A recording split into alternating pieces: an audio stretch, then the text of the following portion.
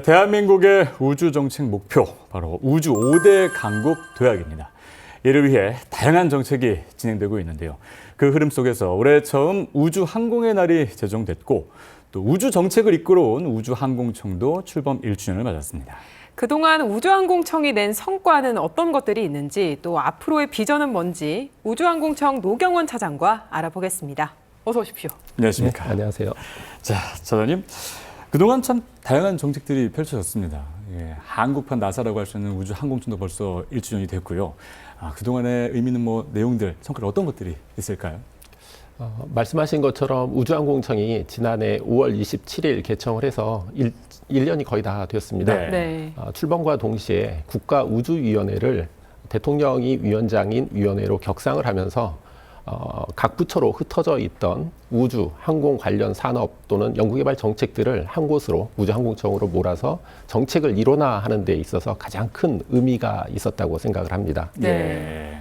그리고 아울러서 우주항공청이 출범함으로써 그동안에 저희가 분산되어 있던 것들을 어떻게 하면 하나로 합칠까 하는 측면에서 저희에게는 4대 부문이 있는데요. 4대 부문별로 전략을 만들어서 국가 전략으로 국가우주위원회를 통해서 채택을 했고요. 네. 또 각 부처에서 하다가 보니까 그 국제협력이라든지 이런 부분들은 자세히 또는 다방면으로 하기 어려웠었습니다. 그런데 우주항공청이 출발을 해서 나사라든지 에사 그리고 여러 국가와 함께 국제협력도 강화하는 형태로 일을 하고 있습니다. 네. 또 민간을 중심으로 해서 민간이 어떻게 주도할 수 있도록 할 것인가 하는 측면에서 민간 주도의 뉴 스페이스로 전환하기 위한 여러 가지 정책들을 추진하고 있습니다. 네. 또 뿐만 아니라 우주항공청 하면은 누리호를 빼놓을 수 없는데 이와 관련된 여러 가지 그런 절차들도 진행이 됐었죠. 네, 누리호가 2021년부터 2021년, 22년, 23년 3차례 발사를 했고요. 작년에는 발사를 하지 않았고 올해 이제 4차 발사를 금년 11월에 앞두고 있습니다. 네. 우주항공청이 출범을 하면서 한국의 우주산업이 한 단계 더 도약할 수 있는 계기가 마련됐다, 이렇게 볼 수 있을 것 같은데요. 이를 기념해서 국민이 우주항공에 대한 관심을 가질 수 있도록 우주항공의 날이 좀 지정이 됐습니다. 매년 5월 27일인데 올해에도 다양한 행사가 개최가 된다고요? 예, 그래서 5월 27일을 지난해 우주항공청 개청을 기념을 해서 제1회 우주항공의 날로 지정을 했고요. 네. 국가 기념일이 되었습니다. 그래서 저희가 4월 21일은 과학의 날이라고 합니다. 그 과학기술처가 1967년에 개청한 걸 기념을 해서 그렇게 정했는데요. 그리고 이제 4월을 과학의 달이라고 해서 여러 가지 문화 활동을 합니다. 저희도 비슷하게 5월 27일을 국가 기념일로 지정을 하고 또 이게 우주항공의 날이 되어서 한 주간을 우주항공의 주간으로 선포를 하고 일반 국민들, 청소년부터 모든 사람이 같이 우주항공에 대해서 문화를 좀 이렇게 향유할 수 있는 그러한 행사들을 많이 준비하고 있습니다. 네. 요즘 우리 어린아이들 우주에 대한 꿈을 많이 키우고 있더라고요. 이런 우주항공의 날 계기로 펼쳐지는 여러 가지 프로그램을 이용하면 굉장히 큰 도움이 될 것 같은데요. 자, 우주항공청의 3가지 정책 목표가 있습니다. 이 5대 우주 강국 도약을 위해서 3가지 정책들을 가지고 계시는데요. 일단 이 정책들에 대해서 3가지 소개해 주시죠. 네, 말씀하신 것처럼 이제 우주항공과 관계돼서 그동안엔 정부 주도로 정책들을 펴왔었습니다. 근데 이제는 이제 민간 주도의 우주 정책을 피려고 저희가 하고 있습니다. 네. 정부는 민간이 성장할 수 있도록 지원을 하고 민간이 플레이어가 돼서 어떻게 세계 시장으로 진출할 수 있을까 하는 측면에서 저희가 많은 지원 정책을 피고 있고요. 그게 이제 저희 첫 번째라고 할 수 있습니다. 두 번째는 정부가 해야 될 일과 관계돼서는 기술과 관계돼서 우리가 주도할 수 있는 첨단 기술 또는 앞으로 세계 시장에서 민간이 나아갈 수 있는 그 기술을 제공하기 위한 그러한 기술을 위해서 연구 개발에 집중 투자하는 것이고요. 세 번째는 조금 전에 그 우주항공의 날과 관계돼서도 말씀이 나왔지만 문화를 저변을 확대를 해서 많은 사람들이 꿈과 희망을 갖고 어린이부터 우주로 나도 한번 진출하겠다. 우주항공에 대한 꿈을 갖겠다. 이러한 문화 저변을 확산하는 것입니다. 여기에서 이제 인재를 양성하는 그런 부분들이 같이 들어있을 수 있겠습니다. 네. 보니까 우주항공청의 목표와 관련돼서 좀 하나씩 좀 보겠습니다. 제가 가장 눈에 띄었던 부분이 달 착륙선 개발입니다. 2032년 착륙을 목표로 하고 있는데 최근 보면 달이 이 새로운 우주 경쟁의 장소가 되고 있고 민간 기업까지 지금 탐사를 이어가고 있는 상황인데 핵심 기술 확보가 가장 중요할 것 같습니다. 지금 현재 어떻게 진행되고 있나요?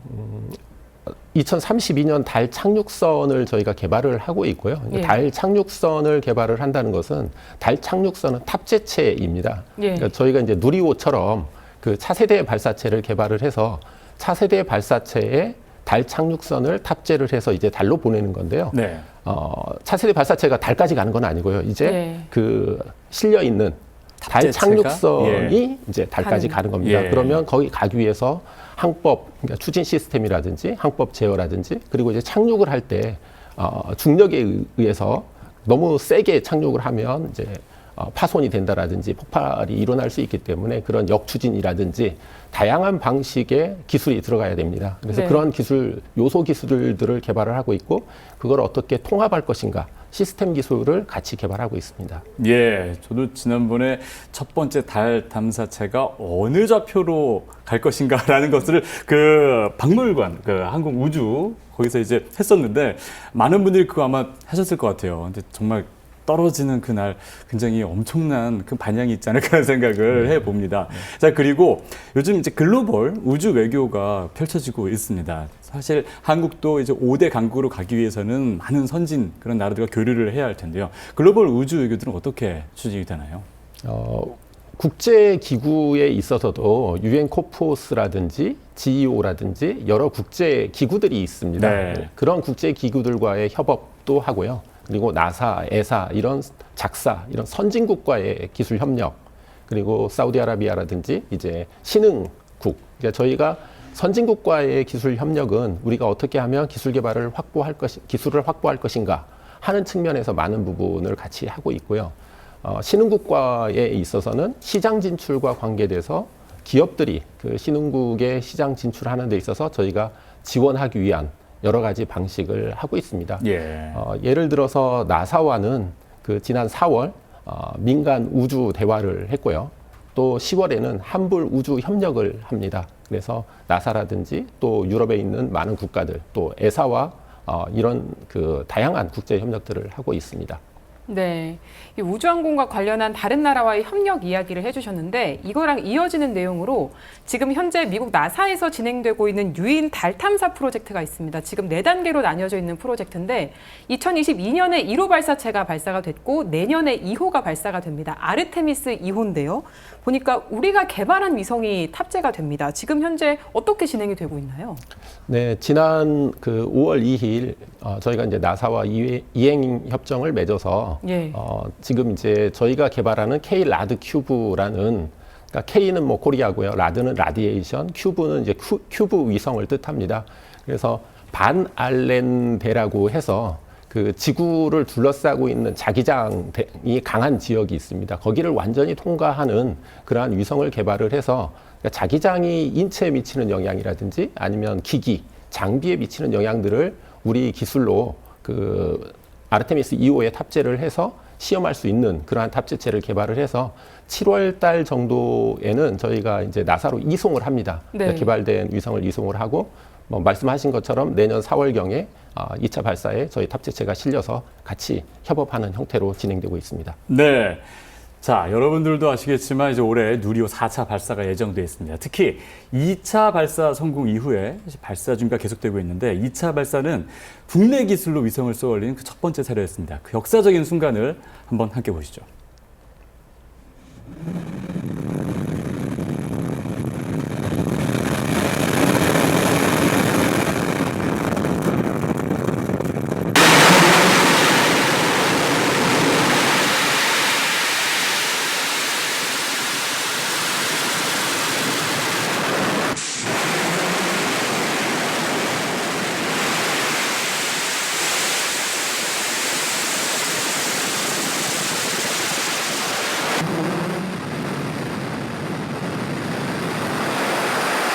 네.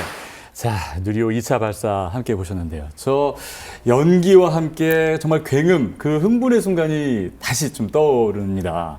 많은 분들이 저 시간을 함께 하셨는데, 자, 4차 발사에 있어서 좀 특징을 살펴보자면 민간이 많이 참여하게 되거든요. 거의 민간 주도로 진행이 되는데요. 어떤 의미가 있을까요? 나로 1, 2, 3차 발사는 정부 주도로 항우연 중심이 되어서 발사를 네. 했습니다. 근데 나로 4차 발사는 그 한화 에어로스페이스가 체계 종합 기업이 되어서 제작부터 또 조립, 설계, 그리고 이제 운용까지 전부 다 참여를 해서 그 정부의 기술을 민간으로 이전하는 그런 과정에 있는데요. 그것을 전체를 해봄으로써 기술 이전의 속도를 빨리 하게 되고 예. 또 누리호를 통해서 앞으로 민간 기업이 어떻게 이제 해외 시장이라든지 아니면 국내에서도 민간 시장들을 활용할 수 있는 그런 형태의 발사체로 개발하는 그러한 전환점이 된다고 생각합니다. 네, 좀 굉장히 큰 전환점이 될 것 같은데요. 그렇다면 이제 올해 이 누리호 4차 발사 이외에도 다양한 발사체 발사 계획들이 있거든요. 어떤 일정들이 좀 예정되어 있습니까? 네, 정부의 발사체는 그 누리호 4차 발사가 유일하고요. 네, 네. 민간에 네. 많은 이노스페이스라든지 페리지, 우나스텔라와 같은 민간의 발사체 스타트업들이 있습니다. 예. 그 발사체 스타트업들이 각기 다양한 발사에 대한 계획들을 하고 있습니다. 예, 저희가 네. 지금 화면을 준비했는데요. 말씀하신 대로 이누스페이스 같은 경우는 올해 7월과 9월, 11월에 각각 브라질 또 호주에서 발사 지금 계획이 있네요. 예. 네, 그리고 이제 말씀하신 우나스텔라의 경우에는 2분기에 우나 익스프레스 1을 국내에서 쏘아 올리게 되어 있고, 페리지 에어로스페이스 또 하나 에어로스페이스도 3분기와 11월에 각각 발사 계획들이 지금 예정이 되어 있습니다. 네. 네. 그리고 이제 우주 항공 산업, 국내 우주 항공 산업을 발전시키려면 기술의 주도권을 갖고 우리가 기술의 자립화를 이뤄내는 것도 굉장히 중요하다라는 생각이 좀 드는데요. 항공 가스터빈 엔진 국산화 그리고 성층권 드론 비형 시행도 지금 예정이 돼 있습니다. 이 부분도 소개를 해주시죠. 네, 그 항공 산업과 관계돼서는 국내에서 지금까지 그 엔진을 많은 부분에 있어서는 수입을 해서 조립을 해서 뭐 이렇게 해왔습니다. 네. 그런데 저희가 선진국으로 항공 산업에 있어서 진짜 명실공히 선진국으로 가기 위해서는 가스터빈 엔진을 개발을 해서 국산화해서 그걸 가지고 뭐 수송기뿐만 아니고 항공기 일반 항공기까지를 다 쓸 수 있는 그런 시대가 와야 된다고 생각을 하고 있고요. 네. 그걸 위해서 지금 그 터보팬 독자 엔진이라든지 아니면 항공 엔진용 소재 부품 그리고 그 실운용 조건 하에서의 시험 기술 확보 이런 것들을 노력하고 있습니다. 예. 자, 오늘 사장님께서 저희 방송 나와주셨는데요. 우주항공 출범 1주년에 대해서 의미를 말씀해 주셨고요. 앞으로 대한민국의 목표는 우주 5대 강국 진입, 또 도약입니다. 이를 위해서 우리 국민 여러분께 뭐 생각하고 있으신 말씀 한마디 해주면 감사하겠습니다. 예. 그 저희가 2013년 1월 30일에 나로 3차 발사 성공을 했습니다. 그 다음에 10년 가까이 흘러서 누리호 1, 2, 3차 발사를 하고 올해 이제 4차 발사를 하고요. 지금 이제 차세대 발사체 개발하는 걸 가지고 2032년 달 착륙선 발사를 할 계획으로 있습니다. 이렇게 말씀드리는 이유는 우주 항공 기술 개발에 있어서는 시간이 장기간 소요됩니다. 네. 국민들께서 그 발사할 때만의 관심이 아니고 긴 호흡을 가지고 관심을 갖고 지원해 주셔야 우리나라가 우주 항공 5대 강국 또 2045년 세계 시장의 10%의 점유율을 차지하는 그러한 목표를 달성할 수 있다고 생각합니다. 예. 그래서 네. 긴 호흡을 가지고 큰 그 관심과 지지를 계속적으로 지원해 주시기를 부탁드리고 있습니다. 예. 자, 지금까지 우주항공청 노경원 차장과 함께 자세한 이야기 나눠봤습니다. 자, 오늘 말씀 고맙습니다. 감사합니다.